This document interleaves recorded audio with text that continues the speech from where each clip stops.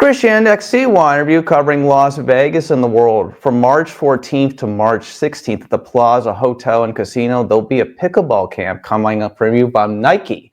And who's going to host that is professional pickleball player Rick Witsken. He's here with us today to talk about that and his storied career in pickleball and beyond. Rick, thank you so much for being on C1 interview today. How are you? Oh, I'm doing great. Thank you. I'm on the East Coast today in Indianapolis, but I love spreading my wings in the pickleball world and spreading the pickleball love. And as you know, Chris, this sport is just taking off. Fastest growing sport in America again for the fourth year running. And Las Vegas deserves to have high profile instruction to really help everybody's game get to the highest level. Well, the question I have for you is, before we talk about the camp here at the Plaza Hotel and Casino, is what has made pickleball so wildly popular? Listen, even where I live, they have pickleball courts now in my community here in Vegas. Yeah, I mean, I've been involved in the game for 15 years, so I was really at the front end of that growth. And I'm also a tennis guy and came from as a pro tennis player and tennis family. But the ease of playing pickleball is a beautiful thing. The proximity of a smaller court and the social benefits of that are really nurturing the game. I do think COVID, a lot of people found a way to do a makeshift court, somewhere in their backyard or driveway or cul-de-sac, and played then. And it's so generationally compliant, right? You've got a lot of grandparents that are pretty good playing with their grandkids and anywhere in between. So for all those reasons, this sport is booming. Do you think in some ways that it may be more dynamic than tennis? There's no doubt that the interaction is more dynamic. I think that, it's not as long. I think there's more of a social vibe, a music vibe. Quite frankly, coming from the pro tennis world and playing pro pickleball, there's even kind of even amongst guys that I play with and women that, we're playing for money and sponsors and whatnot. It's a loving crowd. It's just a beautiful thing. And I've said it before on various interviews, but I think pickleball is going to save America and the world. Okay, so then here's my question for you. On March 14th through the 16th, you'll be at the Plaza Hotel and Casino doing a Nike pickleball camp. Tell me about what you're going to be doing here in Vegas. Ultimately, I want to bring pickleball to an even higher level in Vegas. And there's obviously incredible facilities like the Plaza. And then there's also great ambassadors and pros that are in this city. I've been in the coaching world for 35 years and I've been coaching pickleball for 15 years. So I want any player at any level coming to my camp, and they're going to get my best. I'm an energetic guy. I know that, it tends to be a little windy at times, but I know how to do the drills and accommodate to that. But learning the grassroots technique is so important. And even if you're an intermediate level player that's kind of self-made, you need to get to camp with a coach that knows the right techniques and strategies and court positioning and whatnot. And we're going to go over all those things. So I have done a camp at the Plaza Hotel and Casino before. I will do it again, but I really want to see anybody that's listening that takes pickleball seriously come to my camp so you can get a leg up on your competition. So here's my question to you. What is the acceptance of pickleball from the world of tennis players, tennis professionals, and the tennis sport itself? Obviously, with the tennis background, my brother was number one in the world doubles player, Todd Witsken. He died of a brain tumor in 1998. My nephew is currently number 12 in the world, Ben Shelton. I was in Australia with him 3 weeks ago at the Australian Open when he got to the semifinals. So I have a pretty good vibe on, what the pro tennis world thinks. And I certainly here in Indianapolis understand what the local tennis community thinks. And it's a split bag on perspectives of tennis and pickleball. I don't blame tennis for being frustrated that pickleball courts are being put right on top of their courts. But at the same time, like for instance, here in Indianapolis, I'm part of a club that we're building called Third Shot Pickleball. And we're going to have tennis and pickleball being taught to the little kids at the same time. I think the sports together should work together. It's a beautiful thing. You got your great ambassador Agassi there for tennis and pickleball. He's doing the right thing. I'm proud of him, and it's what I represent here in Indianapolis. Tennis, pickleball, and golf are great sports for life, and we all should appreciate them as such. How does your brother's passing fuel what you do? Just for the name that you see on the screen, Ripskin, that's rest in peace for my brother, along with my last name, Witsken. And when Todd was my mentor, I played doubles a few tournaments with him, and he was also my boss for 3 years before he passed. He was just revered by everybody. Actually, he's played Agassi and knew Andre. But, you know, the level of respect that Todd Witsken had was unbelievable. You know, his name is shared in Ben Shelton. It's Benjamin Todd Shelton, named after my brother. So when I fly to Australia and with Ben, I feel Todd's magic in the air. And quite frankly, I've been doing camps all over the world, and pickleball camps, that is. And when I talk about this story, and there's a bald eagle that followed me and Todd and our brothers around on his last trip. When I talk about this outdoors, I swear a bald eagle comes, and no matter what state I'm in, and flies above us when I'm talking about the story. So it's a significant passion. It's why I run a pro pickleball league, play pro pickleball, run camps all over tennis and pickleball, and he's the inspiration behind everything I do. Well, of course, I like to extend my condolences on the passing of your brother, and all the positive things you're doing today are quite inspirational, obviously.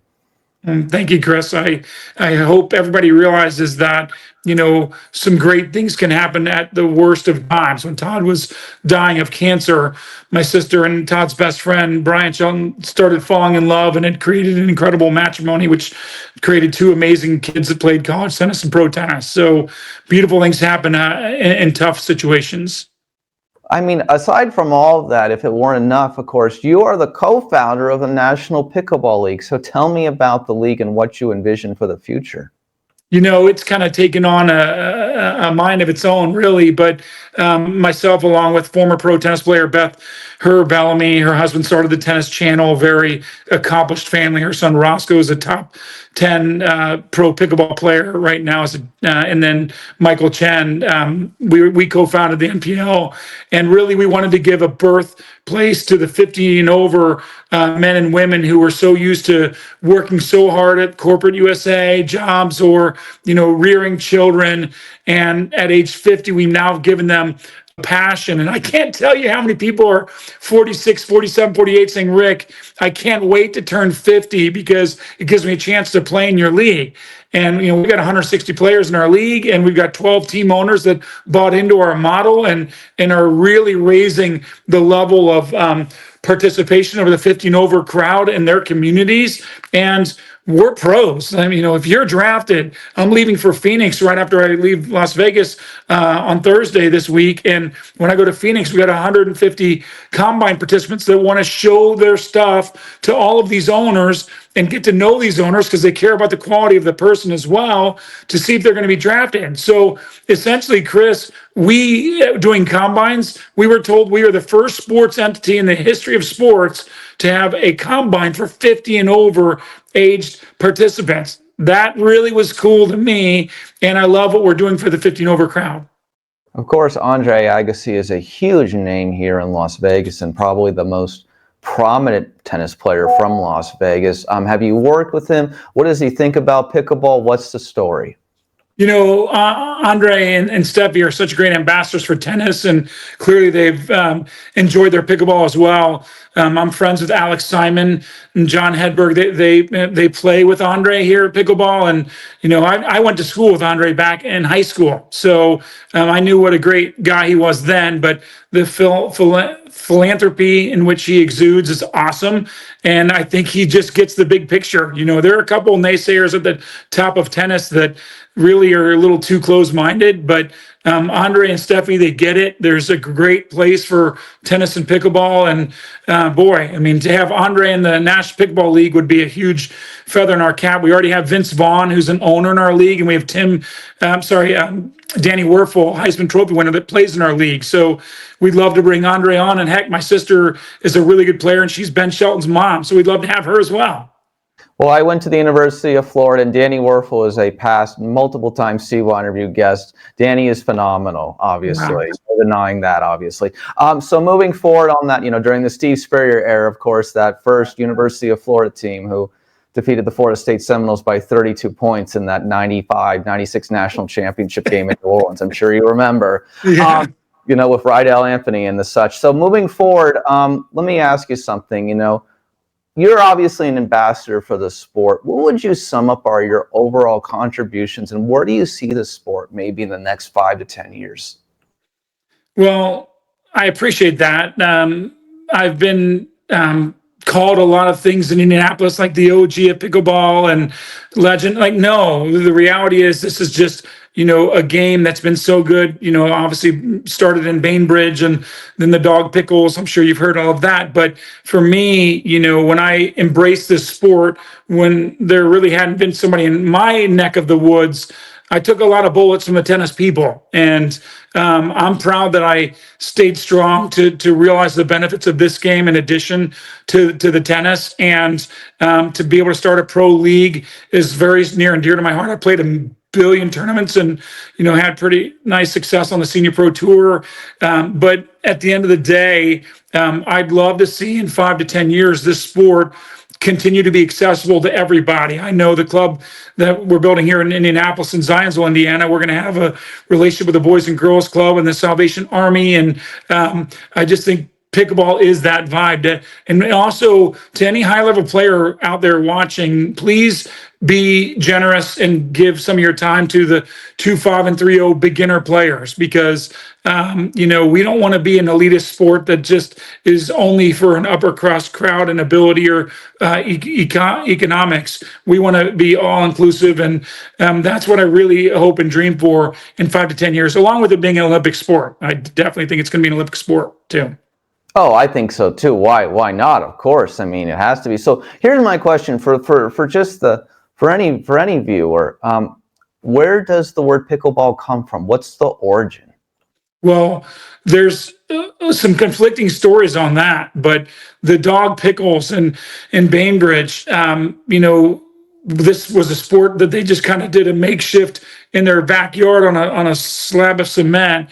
But what I understand is the dog pickles was right around there, and so they said pickleball because pickles was helping retrieve the ball and whatnot, the wiffle ball. So that's what I understand. I'm sure there's some other pundits that have a different perspective, but it's initially we thought the name was kind of maybe going to hold it back a little bit, but I think that's absorbed just fine, seeing that you got a lot of high profile pro athletes swearing by this sport in their off-season training, not to mention owners of teams and things like that. So I think we've passed that hurdle.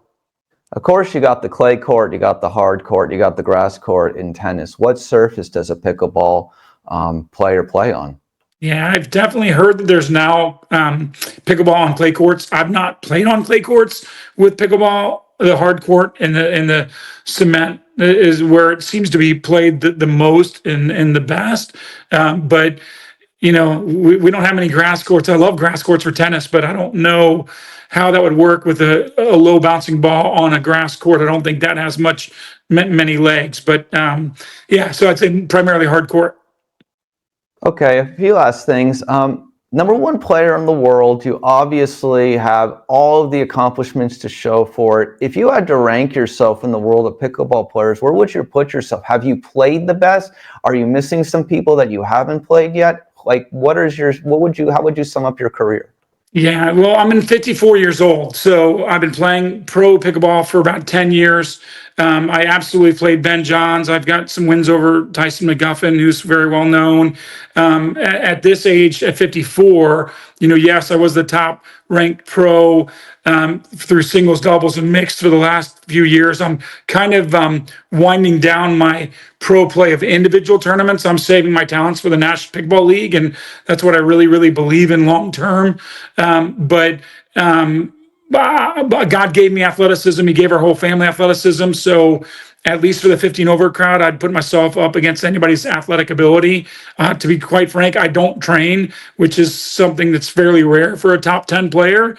Not because I don't want to, but it's just, I've got 3 teenagers and I've got too many things that I'm working on that I really don't have the time to do that. So, that ship has sailed a little bit to try and play every tournament. I did that 2022 and 2023 and had a ton of golds because of it. But look, there's so many great young 49 and 50-year-olds coming up that are great, that are easily going to supplant us 53, 54, 55-year-olds. But I'm just thankful for what the game has done to me. And I know all the top players because they played 5 years ago when I had to play an Open Pro. I remember playing Tyson McGuffin in singles in the quarterfinals as a 49-year-old at the U.S. Open. So, but I respect them. I think they respect me, and it's a beautiful thing because this is a generational sport.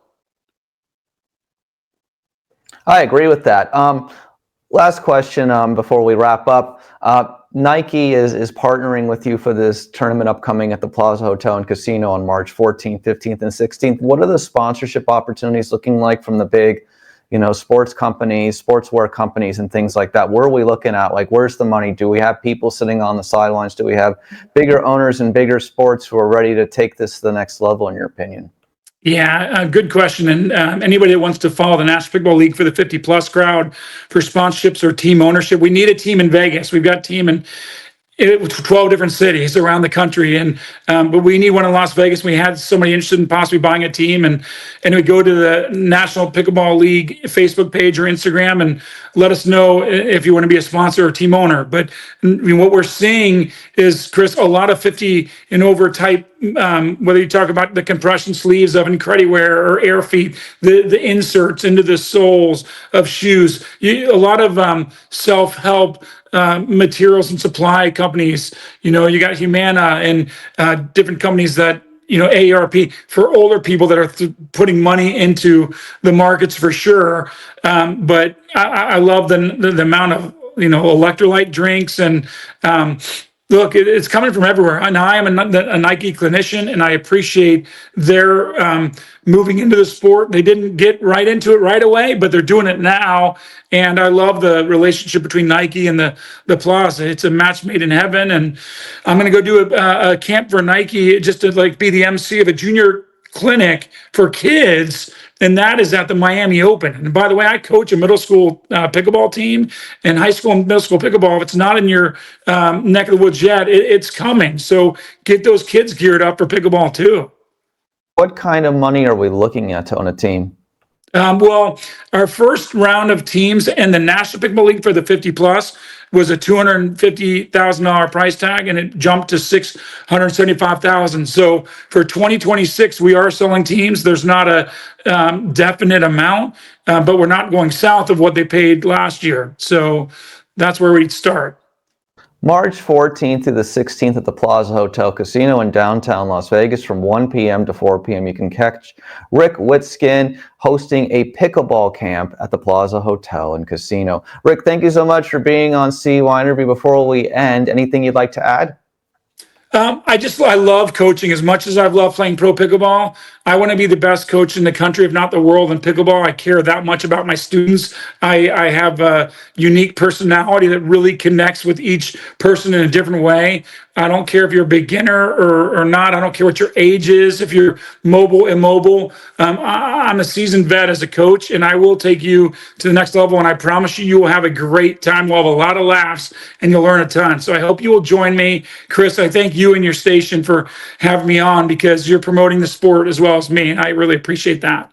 Oh, Rick, we were excited to have you here. Thank you so much for being on CY Interview today, and please hang on with me. Sounds good. Thank you.